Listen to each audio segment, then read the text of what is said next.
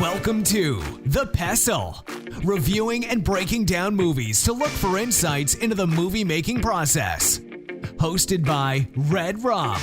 All work and no podcast makes Jack a dull boy. Let's kill the light and start the show. Welcome everybody to The Pestle. Today's show is brought to you by Flanagan's Cocktails and Dreams. Come have an orgasm and death spasm made by the world's last barman poet, only at Flanagan's Cocktails and Dreams. Welcome everybody to The Pestle. I am Wes. And I am Todd. And this is a movie podcast made by filmmakers. All kinds of hats that we wear on set. I've done many things. I wouldn't say most things. Technically, I've never been a gaffer. Really, the only two roles that I've been on set, or I guess three, would be director, DP, or actor. I wouldn't say I've really ever filled much of any other. Well, I guess I was a second AC on a short film, but in life, I'm a writer as well on the side. Well, I get paid for that too, I guess. But you inhabit many, many hats because today, I guess we have a special guest today. I want to introduce real quick. This is a musician, the former frontman, lead singer of Kiona, formerly known as Language Room. Everybody, welcome Todd. Sapia. Oh, thank you. Dude, so how many albums did you put out with your bands? With your band? I don't know how to quantify that. Like full records? 4. Whoa. Yeah. Wow. So 4 records. The first one you made like kind of like the movie we're going to cover today. Just, scraping. It's kind of an interesting story how that first album, Things We Wish For, came together. Would you just mind telling us how that kind of, came to life? Yeah. So I'll try to keep it brief. I mean, it's not like anything crazy, but with a lot of things in life, you kind of look back on it and you're like, wow, how did that happen? Oh yeah, this and then that and then that and that. And it's just kind of like, how do you eat an elephant one bite at a time? Well, how do you make a record? Well, a lot of things have to fall into place, especially when you don't have a label. I was living in LA. I've been there for about 4 years and was really stagnant in my career, but I was still writing a lot. Like I still, I wanted to make an album. I'd never made an album before. I made EPs and stuff, and but I'd never made an album. And a buddy of mine that I've been playing in a band with was friends with this guy at a music licensing company. And I met him, super cool guy. And he was like, hey, yeah, if you want to record, I'll record you. I was like, dude, I got nothing, man. I have like $5 and I got to eat for a week, And he's like, no. Like, I just really love doing this. And I love being a part of music. Like, we'll just do it. We'll do it after hours, cause I mix during the day, but just come in after hours and we'll make an EP. And I said, oh, awesome. So did that for maybe about a month or so. Almost every night I would just go over there. He was amazing. He would work all day and then he would stick around with me and we would, record. For how long? Like what hours would you be clocking in at? Well, when we were doing the EP, it was only, a few hours here, a few hours there, right? Maybe like 2 or 3 hours whenever I could get it. And then on the weekends we would go longer, like just 5 or 6 hours, cause he had to have a life at the time, pre-record. But then, so the EP came out and it actually did all right. And then a couple months later, I decided, you know what? Not a couple months, probably about 6 months later, I decided I want to make a record, but I also want to move home to Texas. So I talked to Derek and I said, hey man, I don't have any money, but I know a lot of great players and you're a great player and he's a drummer too. And I want to make a record. What do you think? And he was all about it. And so we spent the next 2 months I want to say probably almost, if not every night, 5 nights a week, where he would work from, I mean, he would get there at 9 a.m., between 9 and 10 a.m., work until 6 or 7, go get a coffee.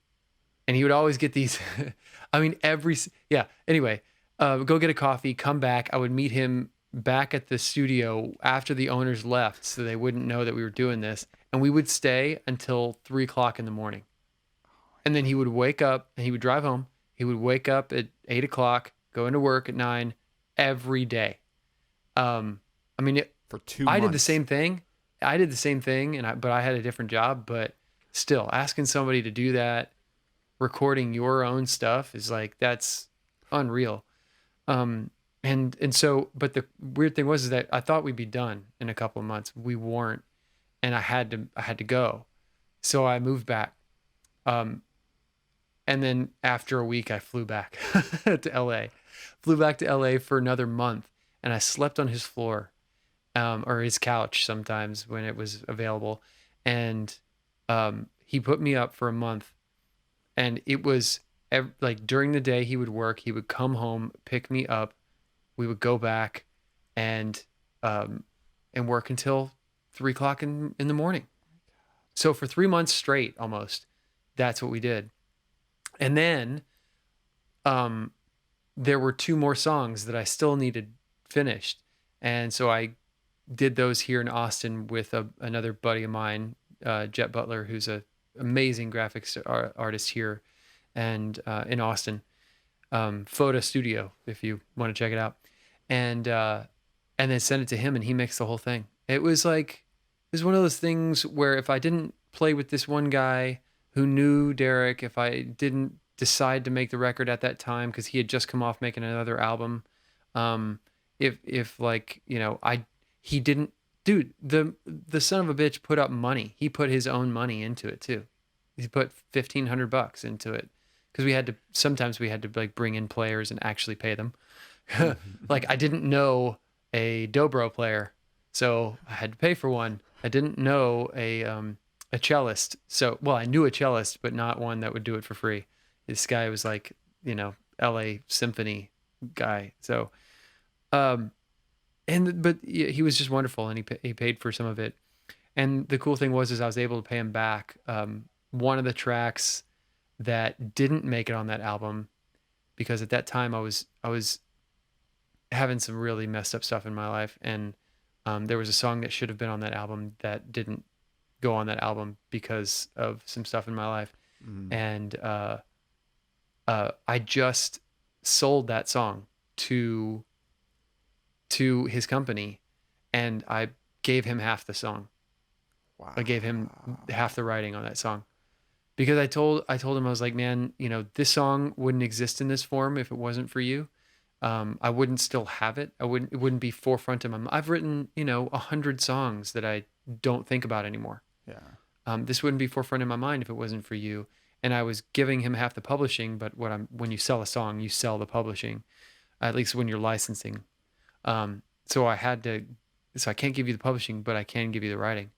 And so I was able to, you know, to pay him back that way. And he was so grateful and thankful. He's like, dude, you don't have to do that. And I said, no, I have to. Of course I do. Anyway, I tried to make that story short, but that's as short as it could be. No, a successful 8-minute story. Well done. Yeah. Asshole.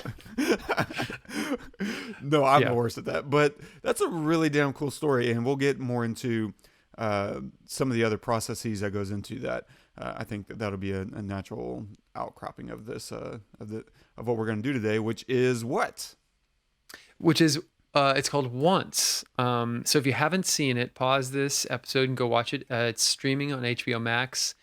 And I'm sure you can definitely rent it on like Amazon and stuff like that for like $4 or something. That's what they usually charge. Yeah. So if you haven't seen it, go watch it, because there's going to be spoilers everywhere. Absolutely. We'll talk about several things. Cinematography we'll touch on, which will probably be a little fun. We'll also discuss rules of a musical, and as well as story and great moments, and other such stuff and things and stuff.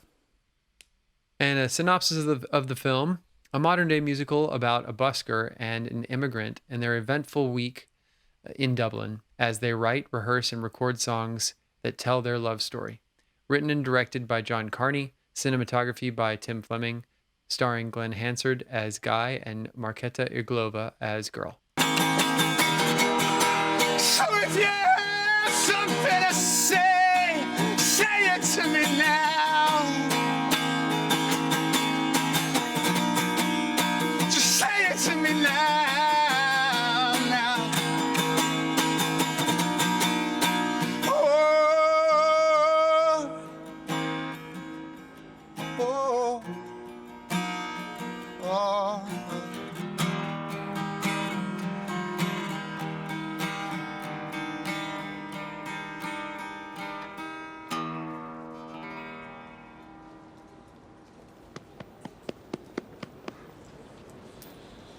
Thanks.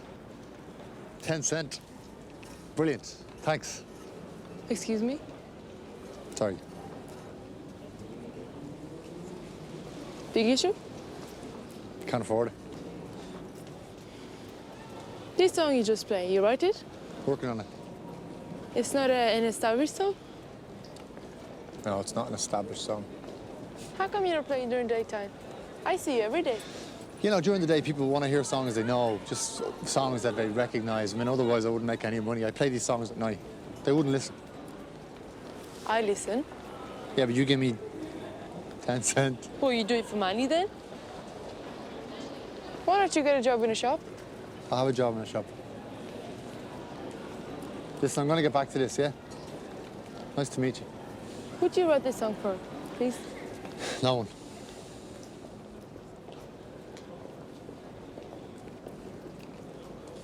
Bullshit? Where is she? She's gone. She's dead?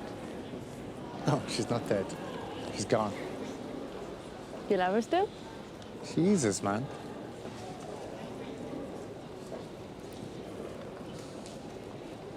You're over her. Rubbish. No one who write this song is over her. I'm telling you.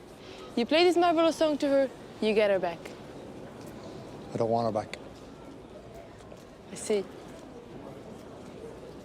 What shop you working? I work in a Hoover repair shop. A Hoover? You know, like a vacuum cleaner. You fix vacuum cleaners? I do. I have a broken vacuum cleaner. You fix it for me? Yeah. I bring it tomorrow then? Okay. This is great. Tomorrow. Right. Okay, bye. Good luck. I love her so much. Like, oh, this is great. Like, she's having the best day. Dude, it's unreal. It's unreal. So you watched this a million years ago when it came out and loved it. I assume probably hadn't watched it since. What'd you think second time around ish? Oh, I've seen this movie a dozen times. Oh, okay. I adore every aspect of this film. There's honestly really not a moment in it I don't love. This movie to me, and I'm just gonna say this. So when you put on here that we were gonna do this movie, I was like, I was really excited. Well, you know, partially because I haven't seen the movie in a long time, and it's just an excuse to watch it again. But also to see, like, does it hold up with how Because when we watch a movie to do the show, it's such a different experience than when we watch a movie just for enjoyment. Yeah, for sure. Okay. I just want to make two things very clear, and then I actually have notes, and I wasn't planning on taking notes, but I was like, oh my God, I have to talk about this and I have to talk about that and whatever. So I'm sorry, I'm out of my element, Donnie. You're out of your element, Donnie. But I had there's just things that I wanted to make sure that I cover. But the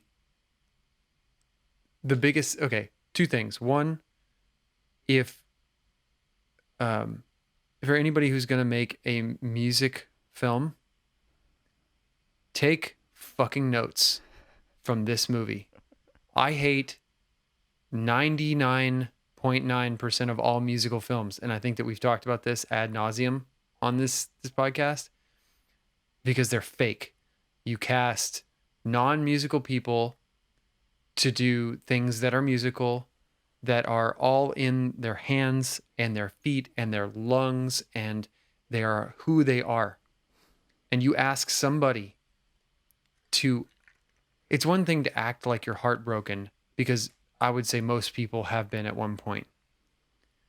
It's another thing to ask somebody to be the greatest bowler, because you can do that in editing, right?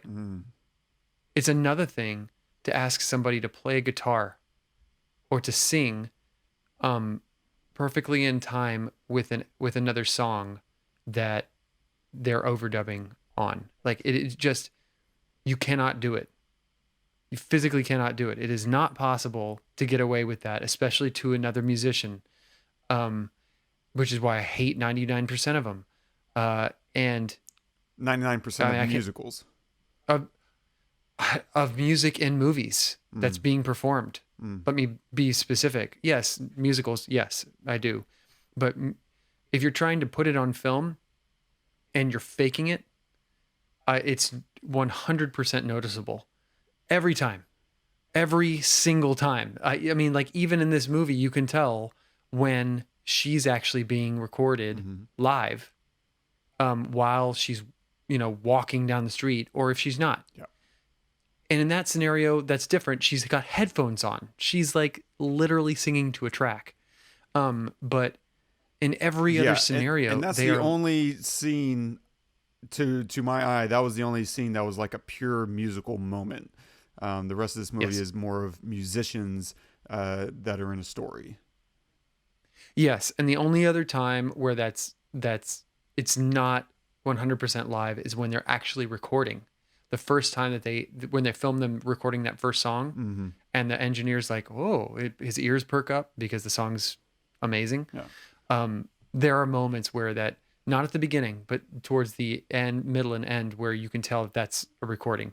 But that's the point, is for it to go from this organic, like he's performing this, to a professionally sounding song by the end of it. Like, that's the whole point of the progression of being in a studio. You take this raw thing and you turn it into this beautiful flower, without losing the raw piece of it.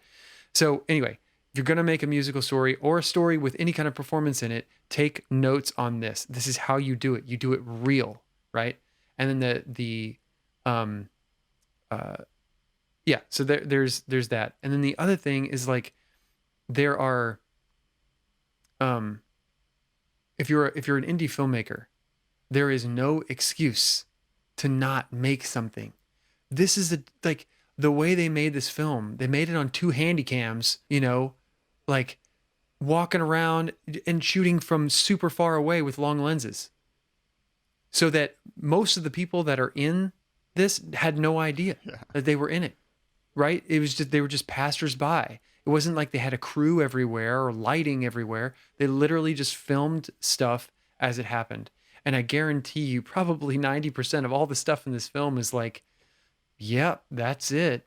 I mean, I don't think that scene you played, I don't think they asked Glen Hansard to do that again, or 5 times. I guarantee you, that's probably like, the performance aspect at least is like 1 take, maybe the acting took some stuff, but sure, rehearsing or whatever. You know what I mean? Like, one, it's an easy way to get a great single take, right? You have a good performer doing the job, performing. Like, that's what they do. So you get it.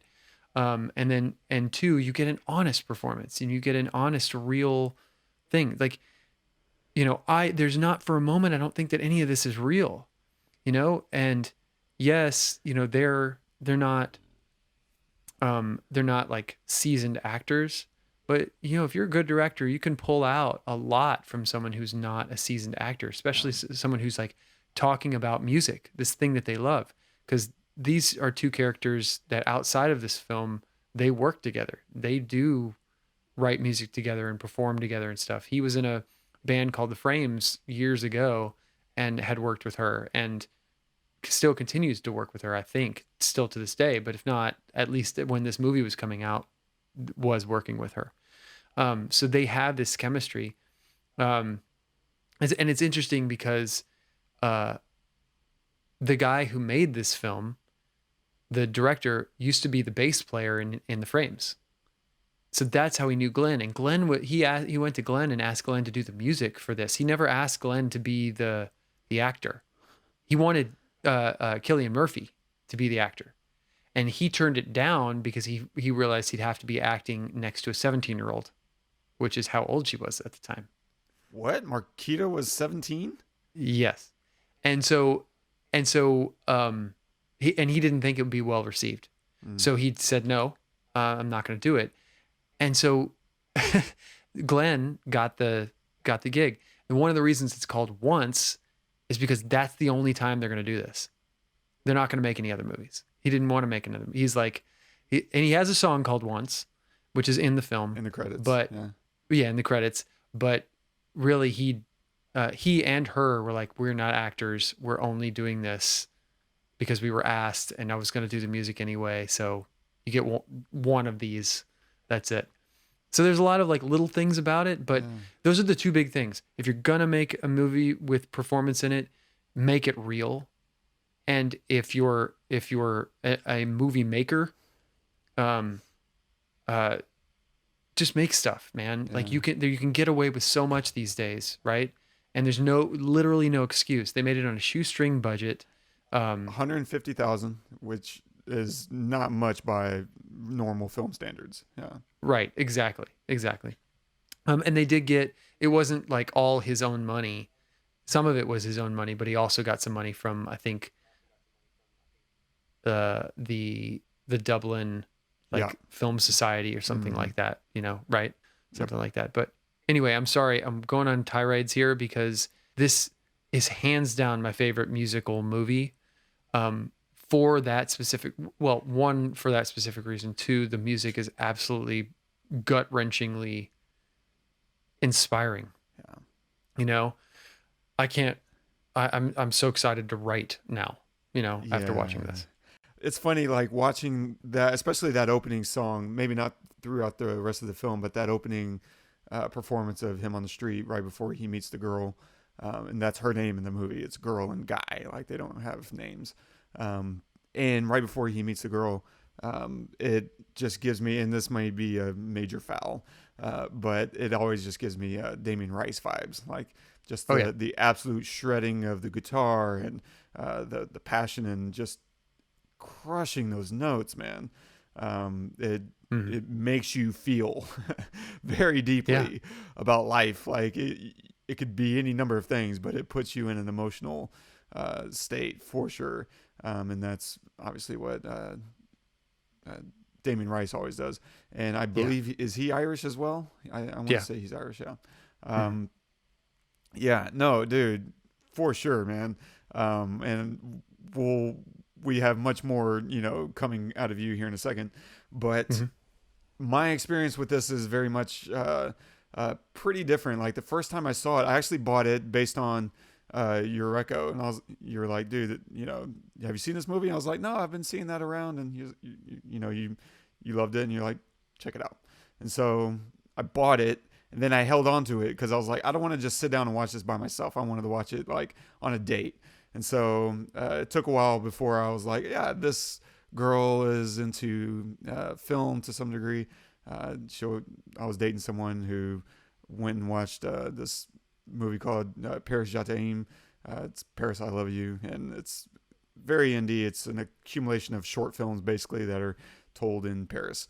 And so I was like, yeah. So she came over, I put it on, and she fell asleep like maybe 10 minutes in. And so that made me feel very self-conscious watching this movie, and I didn't enjoy it. And so I just I haven't watched it since. Until we were doing this movie. And I was like, until I was just like, this is a great movie to study.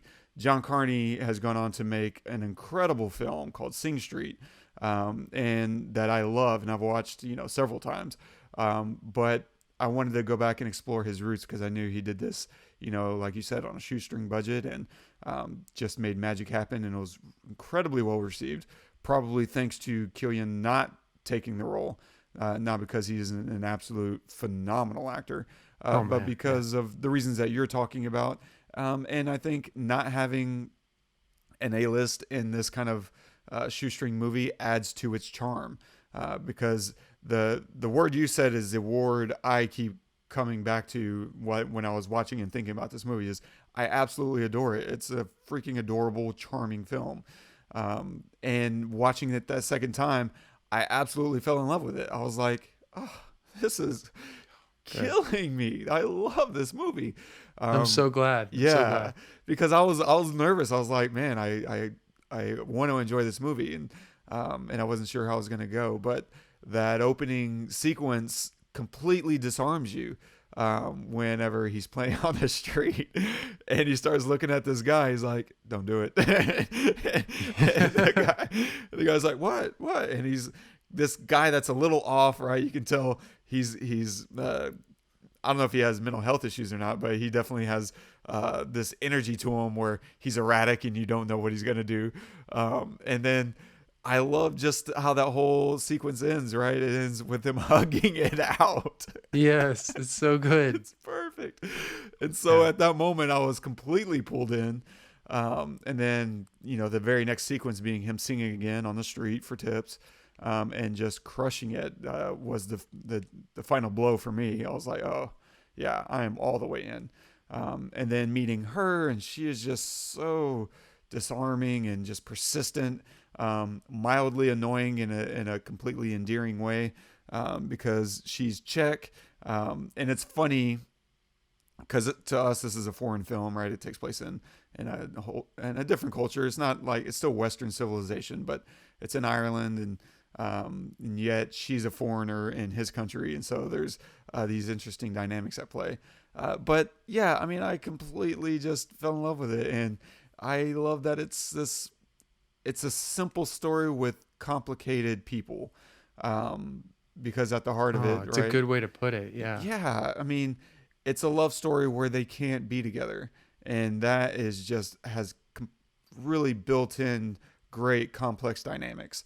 That is just brilliant writing. That's such a genius way to approach a story, to say, I'm going to tell a love story with characters who aren't allowed to fall in love. And you feel that push and pull throughout the entire movie. Even there's that scene, right, where he finds out about her. They just got the loan, and they're about to do it, and they go and go for this walk. And she tells him, like, I'm actually married, because he knew that the father wasn't in the picture anymore. He didn't really know what that meant, and now she's telling him, I'm married. And he asks, do you love him? And she answers him in Czech. And do you know what she says? Her response is, yeah, she says, I love you. But she can't tell him that. And so whenever he's like, what does that mean? Because, again, she says it in Czech. She's like, let's go. And that's it. That's the end.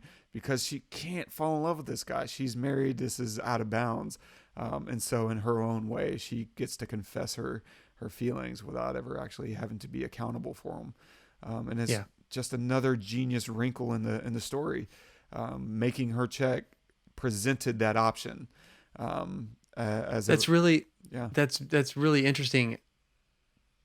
Man, you're like bringing so much up.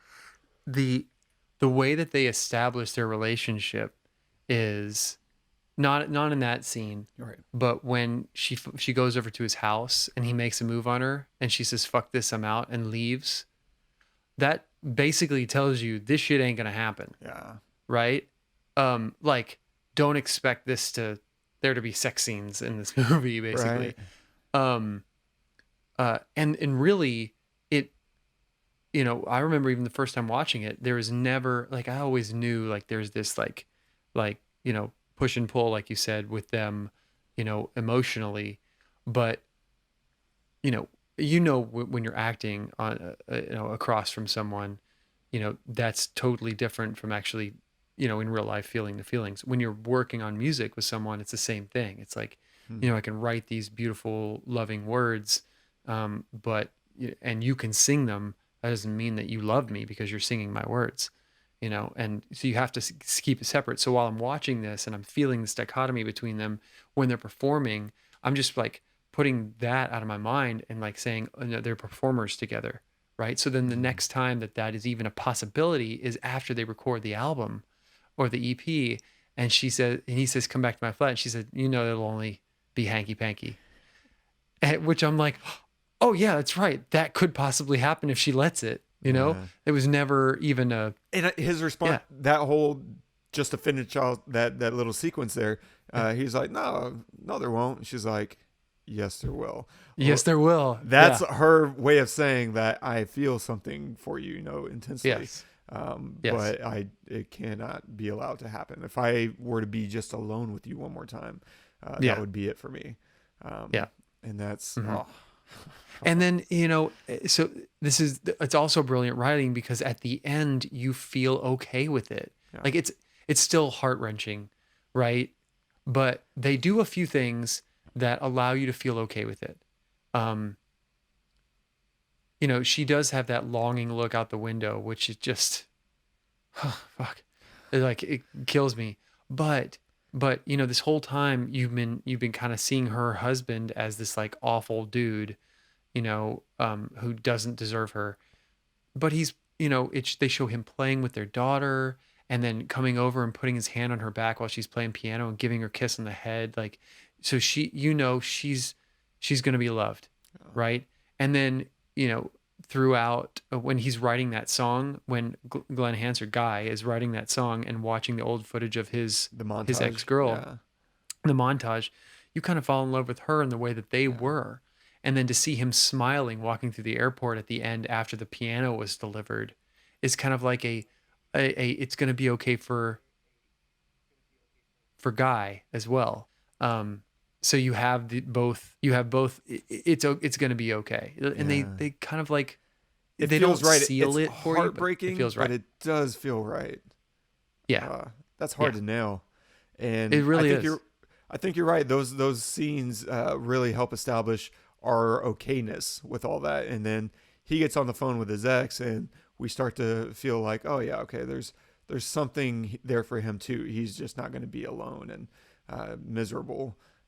Heartbroken still, but there's still love for him. There's plenty of love for her, and it's representative of those moments in life that I think we've all experienced where you connect with someone and it's ephemeral, and that's okay. Mm-hmm. That's just one of the many lives that we lead. And there's something beautiful about that, about the brevity of it. Oh yes, man. Couldn't have said it better. Let's skip into some of your notes so that I can get to mine too, which I think will be part of it, because this is going to be a 2-hour episode because I just want to talk about how much I love this movie. I know. Okay, so I'll just dive right into cinematography. Obviously, on a $150,000 budget, I feel like I could do so much with that. And to some degree, I have. My last project had a similar budget. And yet, the cinematography, you wouldn't necessarily see it on the screen. I would be curious to see what the line items look like. I bet the crane shot at the end probably ate up, 10, 15 grand.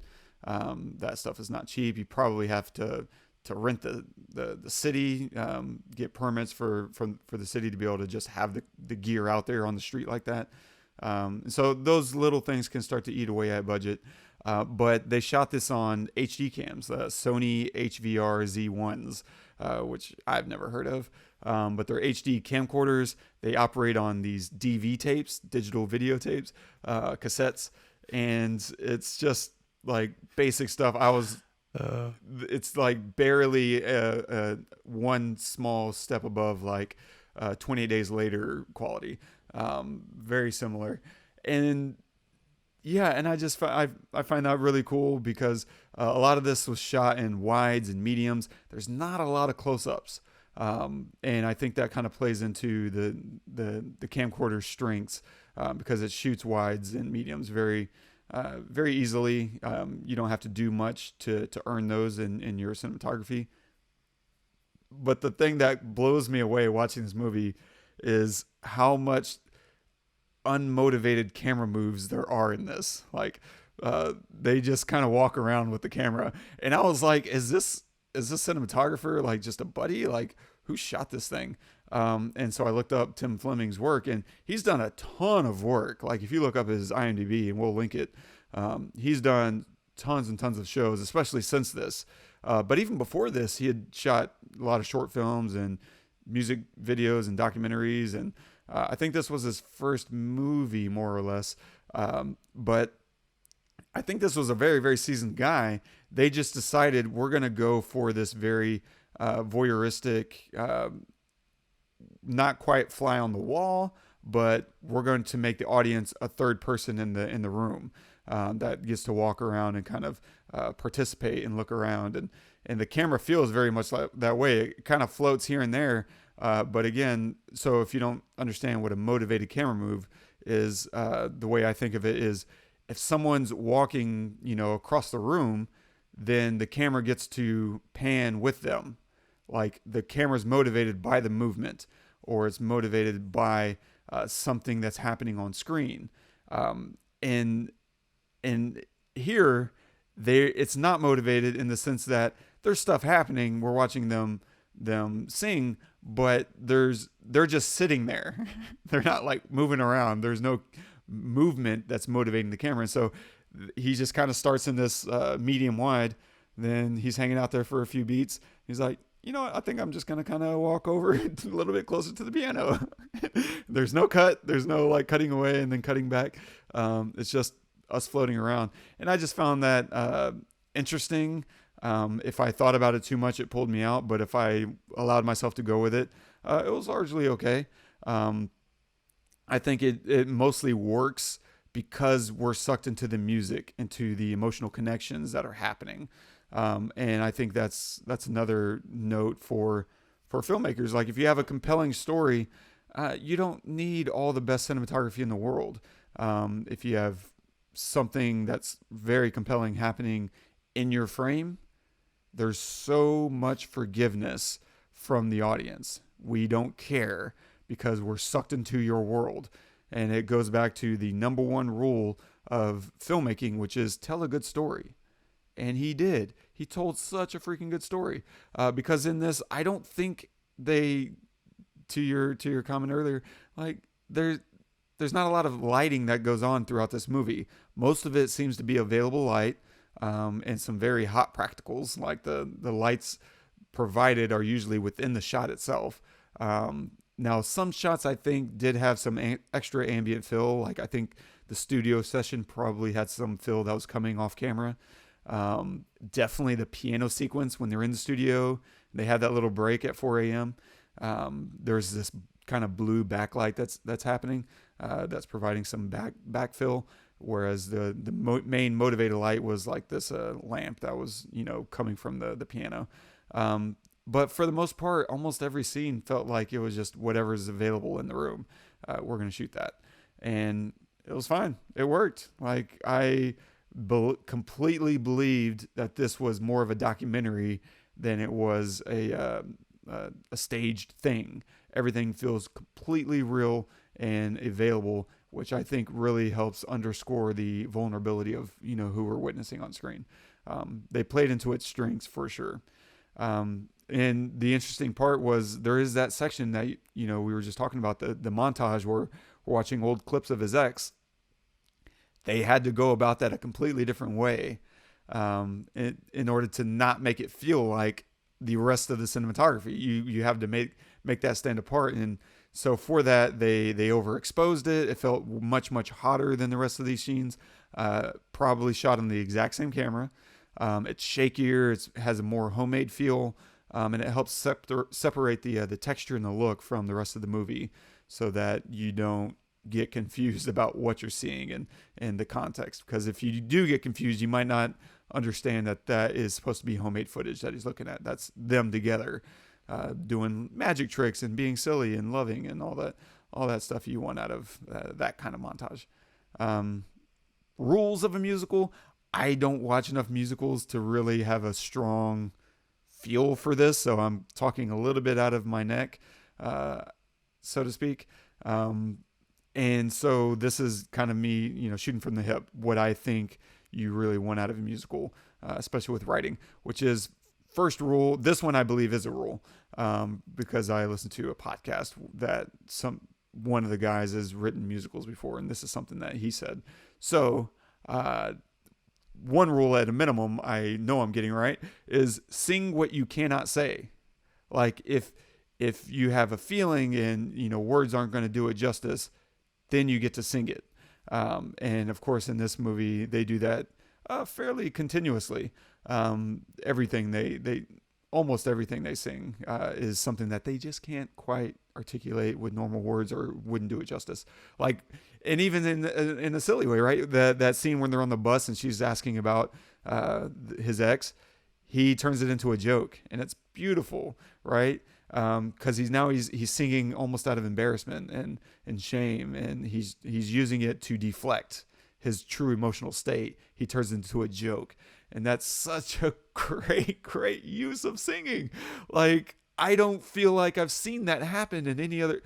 And again, I haven't seen tons of musicals, but I don't see that happen in musicals where someone out of their shame and embarrassment decide to sing their heartbreak comedically, instead of being like, I'm going to sing a sad song now in order to show you how sad I am. And it's a great character revelation. It's brilliant. I use some of those similar tactics whenever I'm writing. This project that we shot a few months ago, I would have my character, when there's moments when she couldn't talk, I would have her play her instrument or do some nonverbal cue, because I'm like, your emotions are too much for you to get the words out right now. If you were to speak, you would break down. So you don't speak, you allow other things to speak for you. And so seeing him do this was just like, oh, I freaking love you, John Carney. Brilliant. Another rule, I think, this is me projecting now. Sure. Yeah. I think you should use songs to propel the story forward. It's a shorthand way of giving exposition. And I don't know how much they really do that in this film. They use music as a montage, like you get that, which still kind of plays into this rule. Like, use music for your montage, and in that way you get to move the story forward. Like, we get more exposition, we get to see things progress, and that's always a great use of music, especially in a musical.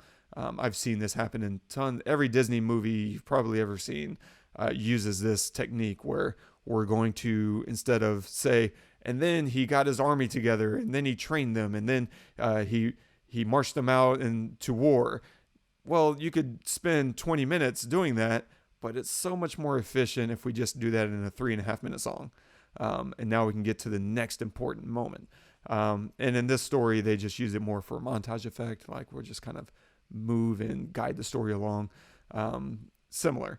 Another rule, I think, is use a simple story so that you can leave space for the musical numbers. If you try to tell too complex of a story, then you're going to end up with a very, very long project, because if complicated stories, complicated plots require so much more breakdown and exposition and plot points and movement, that can be very difficult to hinge on a song. But a simple story, you can hinge that on a song. Like, this whole first act can hinge on 1 or 2 songs, and we're into the second act, and then the third act can be wrapped up in a song. And so that's very convenient, and you want simple stories that allow for those things to happen. So don't shoot yourself in the foot by making too many complicated plot points with a musical. And I think the final rule that I kind of came up with is musicals should provide magic. I think musicals are very escapist, maybe more so than most other genres. Not necessarily all, but a lot. Like, we go to a musical to feel, usually the magic is supposed to be in romance. In this, it's in spades for sure. But we should feel these kind of magical escapist moments. And for me, I think he does it in a very different way, because like we were talking about earlier, this doesn't feel like a true musical. It feels like a drama with musicians in it, which is why we like it so much. But he provides still these really great, specific, magical moments. I think there's an adage that in a movie, your movie should have 5 movie trailer moments. And those are the magical moments that thrill the audience in some way that you can insert into the trailer that makes people say, ooh, I want to watch that. And it can be anything. It can be, funny, emotionally engaging. It can be hopeful, just those standout moments. And in this, I don't know that I would label these necessarily movie trailer moments, but these are the magical moments that really grabbed me. And I found 5. I wasn't looking for 5, but I just logged the ones that really popped out specific to this story. The opening sequence with the thief and singing on the corner for tips. Perfect. Great. I would be surprised. I haven't seen the trailer. I would be surprised if he didn't start the trailer with that moment. Or at least one of his trailers. That would be a great start to a trailer, where you're singing and then the guy stops. Don't do it. Oh, I'm not going to do anything. And then he just dashes away. Like, that would be easy jump cut to make that just has quick, easy impact. You get the audience laughing, they're charmed, and they're ready to join you for the rest of your 2-minute trailer. And it's also kind of telling of the story that we're embarking on. Like, there's conflict, but the stakes aren't really so high that, violence ensues or anything. That opening sequence is just absolutely pitch perfect for establishing tone. The next magical moment, I think, is them learning and playing a song together, right? The piano guitar sequence in the music store, freaking magic. It's a really patient moment too, because he really takes his time to let us feel the process of teaching her this song. And it also feels like there's some shorthand that's happening as one musician is kind of talking to another. Like, he makes sure she understands and he makes sure she's hearing the pitch properly. But then he trusts her to get it. He's like, yeah, she'll jump in. And then he just starts going, right? And it's just perfect. And there's this beautiful, towards the end of that sequence, this beautiful medium close-up of a 2-shot. And it's him straight on, and it's her in profile, and it's on sticks. And it's on sticks. Or it's locked off. It wobbles a little bit because the piano is on a riser. And she's on there too, and so it's shaking that, but it's on sticks, and everything else is handheld. It's like a moment. It's like a moment with them, right? Where it just cuts to them. You get to live in that space with them for just a little bit. I'm so glad you brought that up. It's beautiful. It was in my notes. It's just a great shot, and I wouldn't say this movie is filled with great shots, but that one absolutely stands out. It's fantastic. The next magical moment for me was her walking from the store, singing, and composing the song, right? And as we said, that's kind of the only true musical moment. That's a traditional musical, or at least close to it. It's in that vein, even though it's not still purely, she's not like acknowledging the camera like a lot of musicals tend to do. But it's so simple. It's so beautiful. It's effective. And you just completely emotionally melt, because I hear that track that he's playing, and he's like, this is a really romantic song. She's like, yeah. And I'm like, I'm not hearing it. And then whenever she delivers it, I'm like, oh, that is a really romantic song. Y'all are brilliant, freaking geniuses.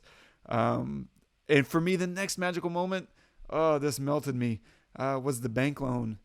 Like, she plays this shitty track on the cassette tape, and she's trying to pitch him and sell him so hard. She's like, just take it to your boss. Just please, just please give us this opportunity. I promise he'll love it. And the banker is like, let me show you something. And then we cut to him playing a guitar, and it's a very quick laugh moment, right? You just absolutely crack up. You're like, crap. Because for me, my feeling is that he's about to lecture them about being responsible and about, look, everyone has dreams, but instead he starts filling out the application and he just starts stamping it. And you just, oh, yes, yeah, believe. Like, this whole movie is filled with those moments, because you also the next magical moment is the studio engineer, the jaded. He's on his phone. He's like, man, I'm stuck this weekend recording these wankers, I forget what he calls them. He's like, they're terrible. And it's amazing because it's like an elementary school where kids found instruments and just started pots and pans and banging on it. And he's just like, oh God, like, what did I get myself into? And it's a super obvious setup and payoff, but I don't care. It freaking works. Because if you don't have him hating it, or, blowing them off, then you don't have them winning him over. And so that's super simple, but God, does it work. And this movie is just filled with people believing in each other. And I think that's where the real magic happens. The fifth, real quick, I don't know if that was 5 or not, but when he buys her the piano, I think that's the last kind of big specific magical moment. But that's the magic of this movie. Is it's a whole vibe. It's connecting over music. It's romantic possibilities. It's risking it all to chase a dream. It's about people believing in one another and just like encouraging. Yeah. Him with his dad. That's another note. Play it again. Play it again. The way you did the fist pump was like, it was very Bernie Sanders of you. I don't know why it reminded me of that. Just like, play it again. Like, I love that. And because at first his dad is just speechless. And you're like, crap. He's about to just give me the lecture. And he's like, oh, no, it's brilliant. When do you leave? Yeah. He's like, Monday. Good on you. Good. Yeah. Yeah. Freaking A, yeah. Like, it's so easy to make this movie about the hardships and about the rejection. Mm-hmm. So much harder and what's the word? It's not silver lining, but I don't know. Hopeful to say, let's make it instead about someone who lost his dream and the people around him propel him. Ugh.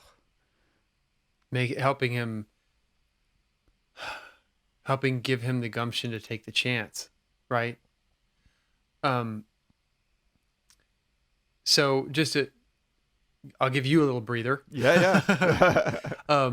Because I want to jump in on some of these notes because you covered a lot of what I wanted to say, honestly, like a lot of it, right?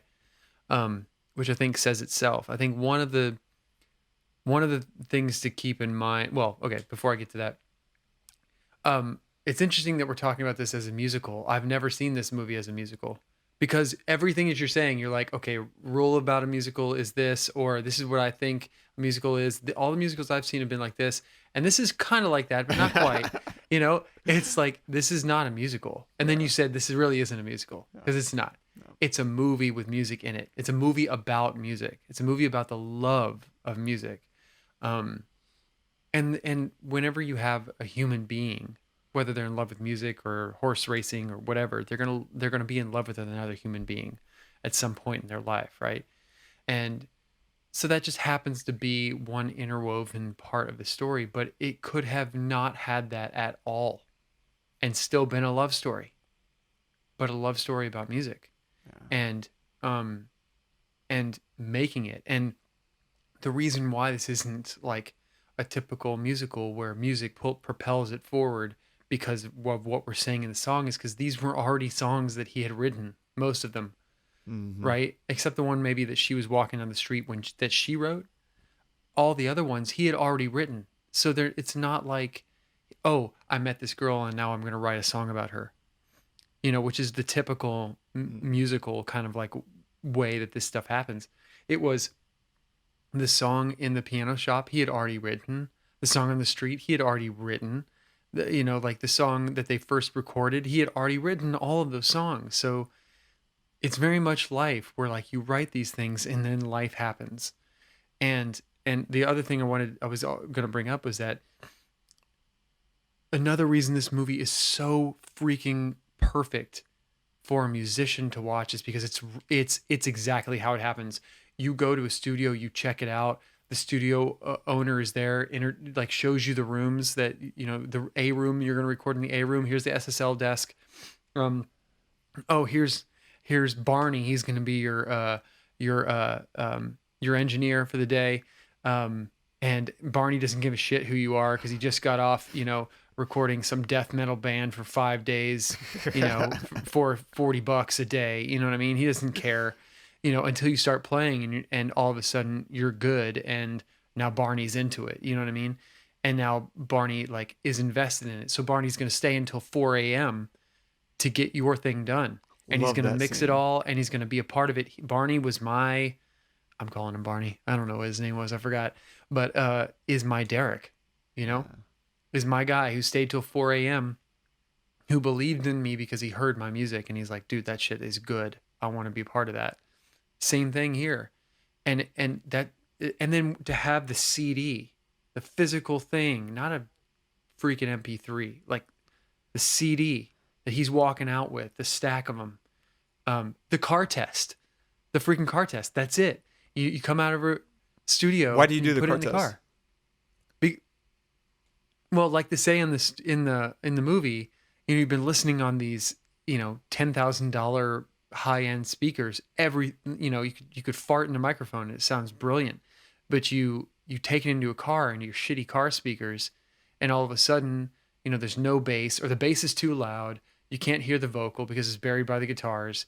The piano is like shouldn't be is in the center, and you need to pan it over because you need more to the side because you need more room for the mandolin or whatever it is. All of these things are evident when you put them through crappy speakers. So you always take a mix out to your car is a good example, because most people listen to music in their car and see how it sounds. And so they just took it out, like, let's do the car test, take a drive.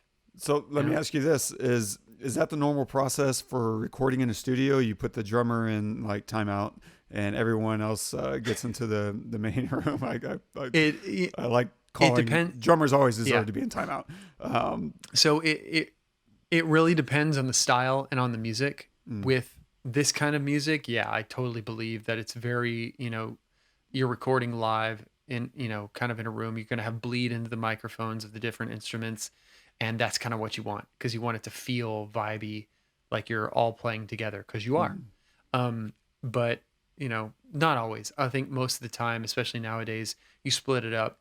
You might all be playing at the same time, but the only thing you're recording is the drummer, right? And then the bassist will go on and or maybe drums and bass. That's what we used to do. We would record drums and bass together because they're so important to lock together that you want to track them together. And then we'd overdub guitars, we'd overdub piano and keyboards, and then vocals, obviously. They're important together because, like, they're buddies? Yeah, so, like, for anybody who's, and, I know we probably have a lot of non-musicians. I know you're asking me these, these answers, but yeah, so a bass guitar, when we talk about a pocket, basically the bass guitar and the kick drum are best friends. They got to lock in together. Doesn't mean they always have to be, playing at the exact same time, every single note, but on the downbeats, on the important hits, you have them whenever there's a bass being hit and a kick drum being hit, they got to be locked in together. So it's best to, like, not always record them together, but it's a good idea whenever you can, just for vibe's sake, Nice. They gotta match up, or else it feels off. But the whole process, I was just going to say, the whole process is very similar to what they did in the movie. One more question. So, and this is more speculation and your professional opinion and maybe advice. Like, what do you think he does when he gets to London? How does he chase his music career? What does that look like? I think he busts his ass. Okay. So Glen Hansard grew up at 13 years old, busking on the streets of Dublin. Like that was his upbringing.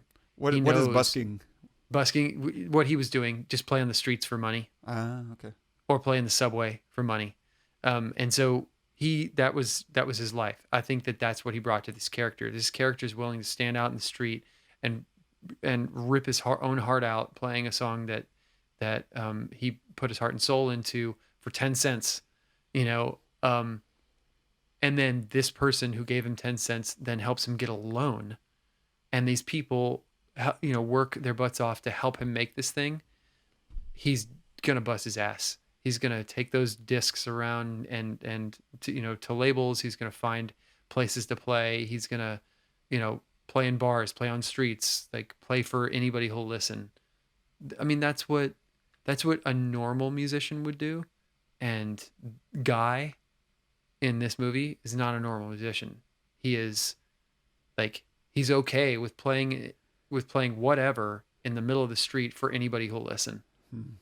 That is a caliber. Honestly, I'm not that caliber. Like that would be very difficult and out of my comfort zone for me to do. To be clear, you have the talent. Like, if people have not listened to any of your music, I'm linking like all of that shit in the show notes. You definitely have the talent, but you just feel like the vulnerability of being out there and like just dumping it all out there like that for maybe someone might pay attention to you. Yeah. I mean, it's a little, I've been doing it for so long. Like, I mean, I have done it, but usually I have like 2 or 3 guys around me, on a stage, even if there's 5 people in the audience, like whatever, we're just here to play. So I have done it, but not busking. I've never busked. So anyway, yeah, I think that he busts his ass and he's successful to a point. I don't necessarily know if he blows up. I don't think that's what you were asking, but I think that his effort level is definitely there. Why? What do you think? Yeah, I mean, I don't know. I was just curious, like, for someone who would be getting their demo together and then saying, yeah, I'm going to go give it a shot. I just had no idea what that meant, other than, I mean, I know some of the older style would be, especially in this era, right, in 2006 or 7 when it was made. You go to A&R reps and you do go to the studio labels and you reach out to managers, see if you can get management who knows all those people. You start trying to book gigs in places. But I loved your point of like, this guy, he's playing on the street. He's probably going to keep doing that. And he probably is going to pick very strategic places to do it too. Yeah. I mean, let's keep in mind also when this came out, this is pre 2008. Yeah. Right. So Apple Music, not a thing. Yeah. Pre Apple Music, pre Spotify, this whole loan thing, like that might be something that most people would look at and be like, no, that's completely no way in hell that would happen. That's definite. That I got a loan. Yeah. In 2007, I got a loan from my band to make an album from a bank. That shit happened. I did it here. So yes, that did happen at the time where banks would give loans to artists and stuff. So today, no way in hell that would happen. But back then, yeah. So you might watch this and think that's unbelievable, but it actually, was a thing.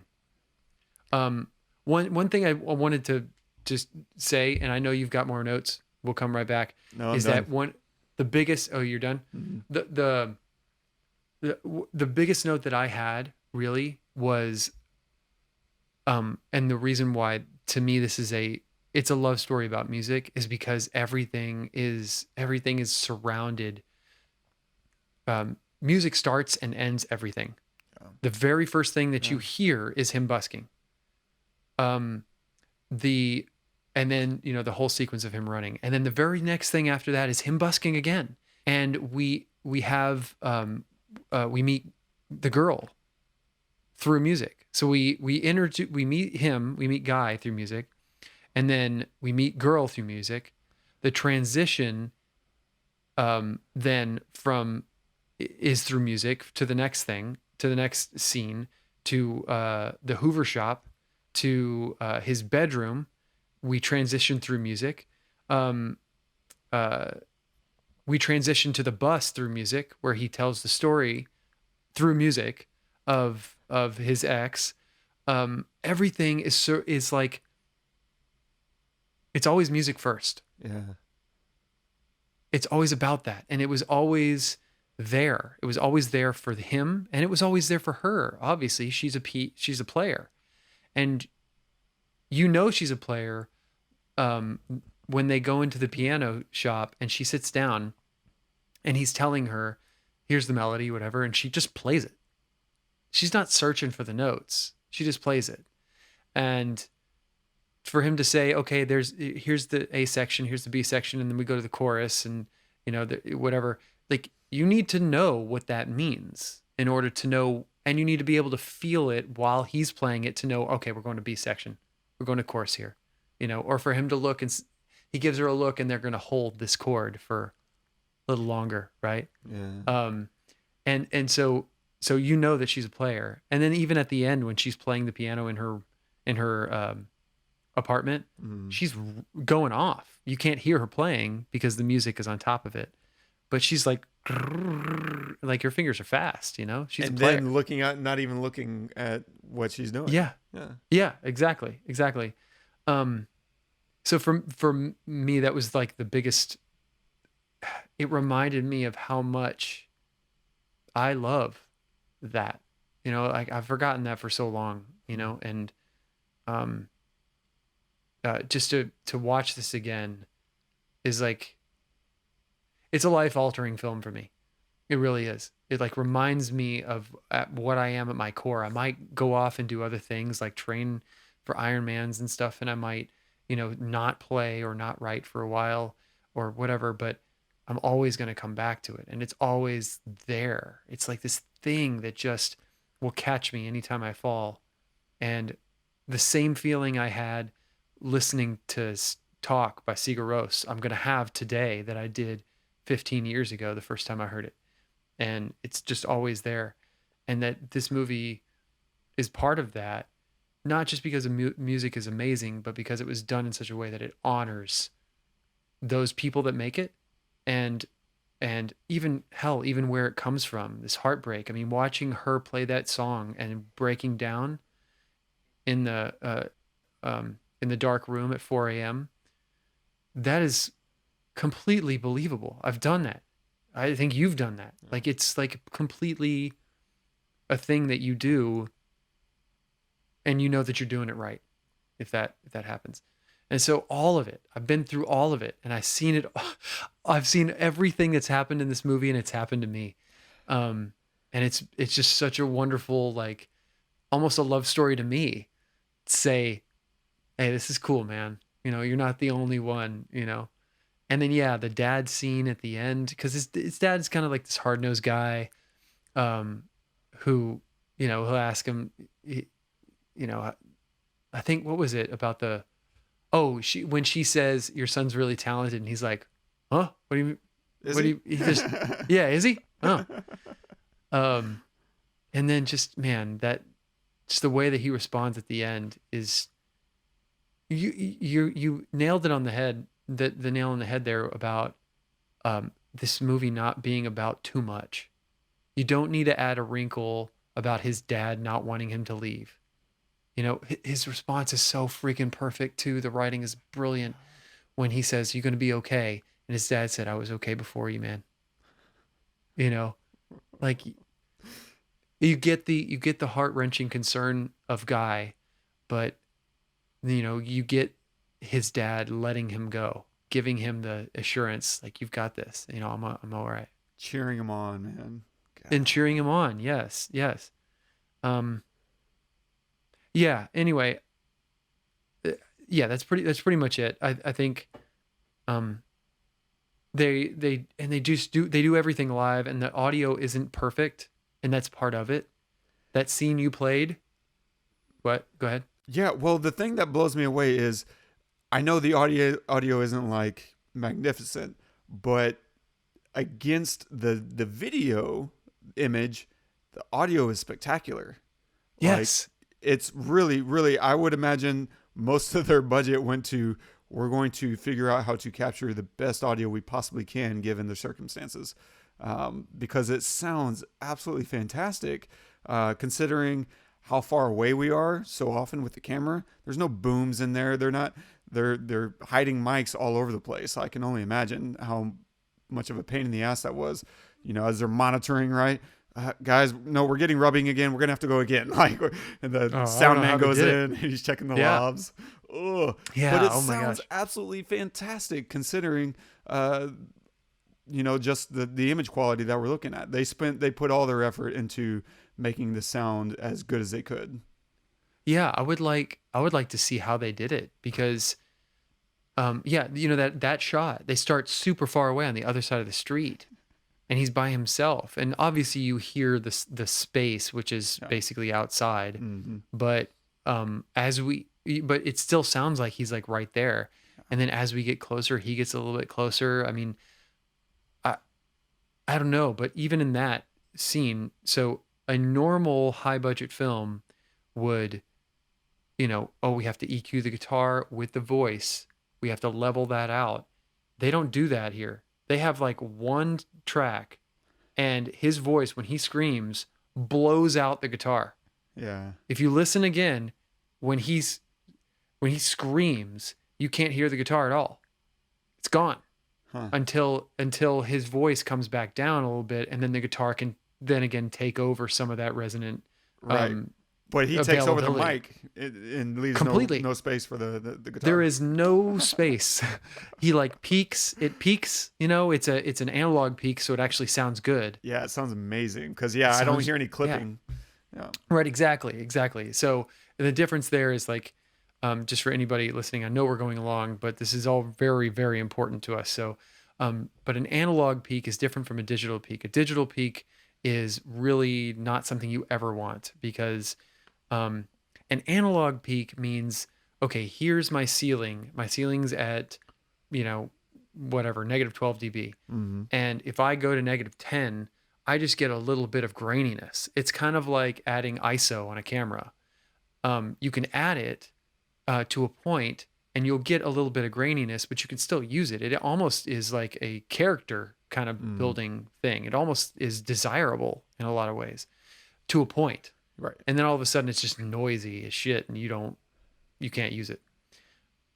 And it's very similar with analog peaking. Analog peaking is actually desirable, and they make things called saturation plugins, and saturation essentially is distortion. And so it's desirable almost everywhere, and almost every track you listen to, you're going to have some kind of saturation, because it also brings out other resonant qualities of whatever instrument that is.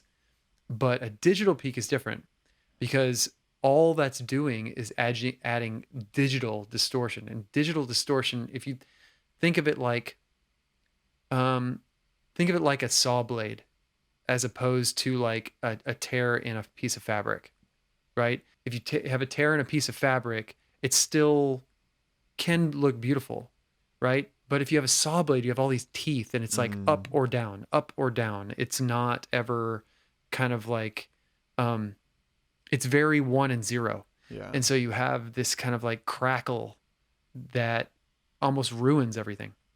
So anyway, what he was doing was analog distortion, which just makes it sound intense, right?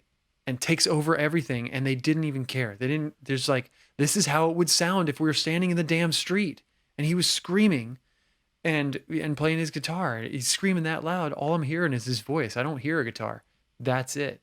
And then in the piano, the piano shop, like, very similar. I mean, it's just, they don't try to fix anything. They just keep it as real as possible. And because they stick to the story about it being a love story with music, and they don't add any complexity. I mean, guy and girl never kiss. There is, after he makes the move on her and she shuts him down, there is nothing, like I said earlier, there is nothing that makes you feel like, oh, he should press, or he's going to press, or she's finally going to break, or anything. It's not about that. It's such an homage to this thing that we love so much, that has saved us in ways, that has saved probably more people than they really realize. It's a seminal movie for me. It's in my top 5 for sure. Now, after watching it again, because it'd been a long time since I'd seen it. And now that I'm talking about it, and I watched it again last night. I want to watch it again tonight, even though it's almost, it's 11:30. I just can't get enough of it. And it's not only inspiring for me to write, to get back to acoustic guitar rather than, just writing in the box on a computer.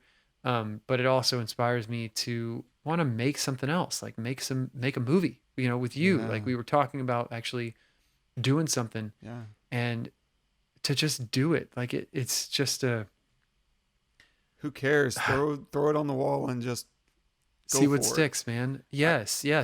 And like the best idea wins. Yeah. No egos, man. I've started writing with my old guitarist again, and we have a completely different outlook on how we work.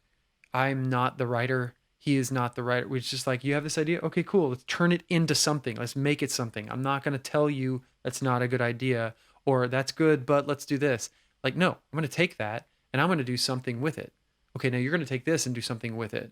And then we're going to see what turns out. And the other thing, and I'm going to stop after this, is I have also found a love of releasing what I've made. Mm-hmm. So in the way I used to be was I make this piece of music, this song, this whatever it is, and I hold on to it like it's mine forever. I put out this record and that's my album that I made. And it is not that. And I've been wrong my whole life. It is just a thing. And the moment I'm done with it, and I got to be done with it at some point, it's got to be done. It's not mine anymore. It belongs to the world. It belongs to whatever I do with it, but it's done. Don't hang on to it. Move on to the next thing. Move on to the next song, the next film, the next whatever it is you're going to do. And that's so freeing, not only afterwards when you let it go, but even during, because it takes the pressure off you, man. Like you sit there and you think, oh my God, it's got to be perfect because this has my name on it. This is like who I am. I make films, or this is who I am. I make music. It's got to be great. It's got to be great. That line's not right. Oh my gosh, whatever. I just sold a song that wasn't done. Lyrically was not done. It hasn't been done for 10 years. I just haven't found that last line. And I said, oh well, and I sold it and they bought it. You know what? That's all right. Yeah. Nobody else in the entire world not only knows nor cares that, to me, that song's not done. So my point is that nothing will be perfect, but it can be finished. It can be done. And so to take that, what they did here, could there be things that could have been done better? The cinematography could have been better, like to your point. Maybe some things could have been, but to me it was perfect because of the way, all the things around it that I know about it that were done, and the way that they told the story from a musician point of view. The guy who made it is a musician. Yeah. The guy who made it has been through all of these things.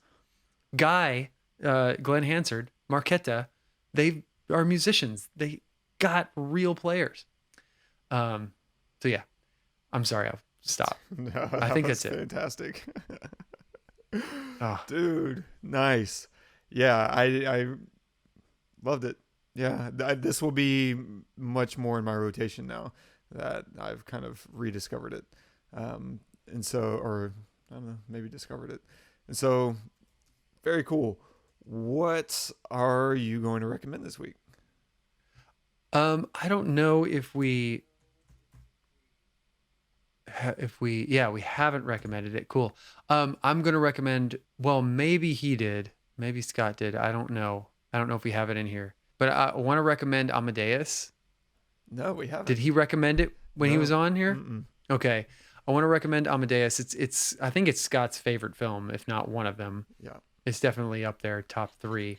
My buddy Scott, who played in my band, who I'm working with now. Great film. It's also another, it's a film about a guy, about Mozart, but about a guy who, loved life, and music was only part of his life. It was his life, but he looked at it in a way of, you just make it, you just do it, and he put it out. And that made a lot of people crazy because he was so good at it. And it's a excellent, it's just a really, really well written, well acted, well shot film. It's unbelievable. Yeah, Best Picture winner, I believe, 1984, which is Look at you. pretty cool. Look at you. Gosh. You're full of all kinds of knowledge like that. Little So factoids. Little footballs. Nice. Very cool. I'm going to recommend another music-based film. This one is an actual musical. Neither of the one you recommended or the one we covered are musicals, but this one is an actual musical that I actually love, and I think it's just fantastic. It's called Dr. Horrible's Sing-Along Blog. It stars Neil Patrick Harris as the titular title character, Dr. Horrible. And it's silly. It's written and directed by Joss Whedon, who you may know from like making Serenity and Buffy and the first couple of Avenger movies. And yeah, it's fantastic. It was made for fun. It was kind of released online as like webisodes. And now I think you can find it strung together in like one 45-minute, I don't know, long short film or short feature film. I don't know what you want to label it as. Dude, I love that reco. I remember seeing that thinking, this is incredible. It's really, really good. Because he's talented. He is such a talented actor. Like he sings and he plays probably a lot of instruments. And so him performing, you buy into because he's actually performing. Now, he may be lip syncing, but he's still performing to the track. And so, yeah, I think it's really, really fun. It's one of the very few musicals that I dearly love. And there's some that I probably tolerate. But that one I really love. So anyway, this week we have a short spotlight. It's a short film called Milk and Cookies by Patrick Mulvey and Andrew Scott Ramsey. This one I found through one of the sites that I really avoid using for the short spotlight, which is shortoftheweek.com. But this one was so good and I thought pointed because they use a little girl who's a non-actor. Like she's probably 5 years old and she's not an actor, but they direct her in very excellent way. And it's an absolutely fantastic movie with, once again, the most basic, simplest plot, which is there's a little girl who wants milk and cookies. That is the plot. And they do so much with it in ways that you really don't expect. They add so much layers and textures by just presenting her worldview of wanting milk and cookies. And it's amazing, and you will melt. The little girl is incredible. If she doesn't keep acting, it's the world's loss, unless, she goes on to cure all the cancers or whatever. In which case, there's a trade-off. But yeah, so highly recommend that. That'll be in the show notes. And stay tuned for next week. We're going to tackle Christopher Nolan's very first movie that he made on a shoestring of shoestring budgets. It's called Following. It was before Memento. And we're going to take a look at that and see what we can learn from him, from the master. And so, yeah, stay tuned for that next week. Subscribe, review us on iTunes, Spotify, whatever you listen to us on. Drop us a review. Leave us a note if you want us to talk about a thing or cover a movie or what you find interesting or what have you. And if you want to leave a note on this episode, you can do that at thepestlepodcast.com/once. And our quote of the day is from Andrew Lloyd Webber. If you look at my career, I couldn't possibly have chosen those subjects if I was thinking, that's a great commercial idea. I'm not aware of any great musical where someone has done that. Great quote. Yeah, if you're not aware of who Andrew Lloyd Webber is, he might be an android. I mean, the films, sounds like it. The projects he's written. I mean, he wrote stuff like Jesus Christ Superstar, Phantom of the Opera, and a slew of others like Cats. Like he's made so many incredibly famous musicals, and so that coming from him says a lot. And it's such a good point. And it's one of the reasons why I really don't like log lines, there's a thing when you're writing a script is you need to write a log line that is kind of a this, then, that statement where, this happens, then this happens, and then that means X happens. And it's usually like, a young man, figures out the loophole in time travel, but in the process loses his girlfriend. And it's it's useless. Things that usually sound like good log lines don't make for very good movies. And if you were to describe this movie like a modern day musical, and this isn't the log line, it's the synopsis. It's just a very, very short synopsis, but it could probably pass as a log line. A modern day musical about a busker and an immigrant and their eventful week in Dublin as they write, rehearse, and record songs that tell their love story. Like, it doesn't give you enough time to really help you fall in love with the story. It's just hard to tell a complete, engaging story that you want to spend an hour and a half in the span of 25 words. And so it's compelling to say, I need to write a great commercial idea that's succinct and really has people hooked. But it's probably not the best place to start from. Instead, start from something that you're interested in. Like, this is compelling to me. Even, I don't know if other people are going to like it. Other people, maybe not. Like, it's not a good place to start, though. Start with what is interesting to you and operate from there. Yeah, anyway, that was about 1,000 words longer than needed. No, dude, no, you hit the nail on the head. That's it. I mean, and also this shit is not easy. So if you start with trying to please other people rather than writing something or working on something that is important to you, it's going to get old real quick. Even if you get, a couple ideas down, you're going to hit a wall. And the first time it's you have writer's block, or it's hard to get through something, or you're like not feeling it, you won't finish, right? The only way to finish is if you're interested in it. And the only way, so yeah, you have to start with something that you're interested in 100%. I totally agree. And because the other thing is that people are people. People don't even know what they want. Much less you knowing what they want. So why try to give somebody something that they don't even know if they want? You just give them stuff. And if they like it and identify with it, great. I mean, I would say, most of the things that, okay, this is a really good example. It's a really bad example, but it's an interesting one. My son likes to watch these video games online, and like people play video games online. He likes to watch them, and he likes to play them too. But some of these video games are absolutely ridiculous. And I don't mean they're bad. I just mean they're insane. Like Plants versus Zombies. Mm. It's a great game. Yeah. He has it. He plays it. And he watches it. But that was some idiot getting high in a basement thinking, I should make a game. Oh, what if it's like people eating plants and zombies? Yeah.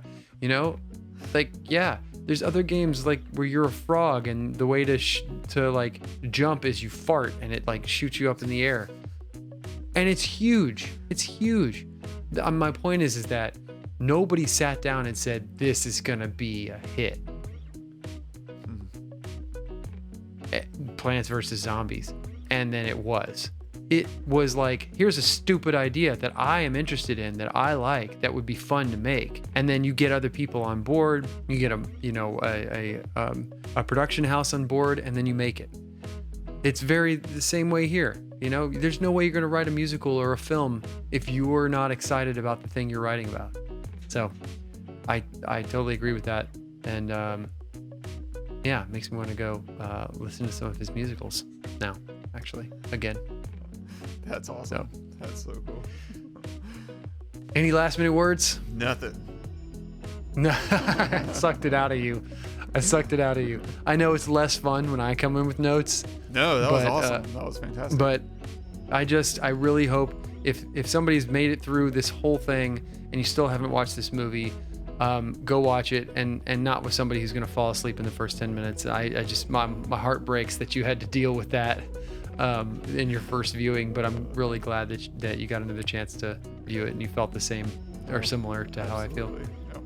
Yeah. Anyway, thank you guys so much for joining us and for staying with us this whole time. If you have, you're a little insane, but we really appreciate it. Yes. Make sure to follow us next week. We'll be covering following, and subscribe, review, all that good stuff. Until then, I'm Todd. I'm Wes. Go watch some movies.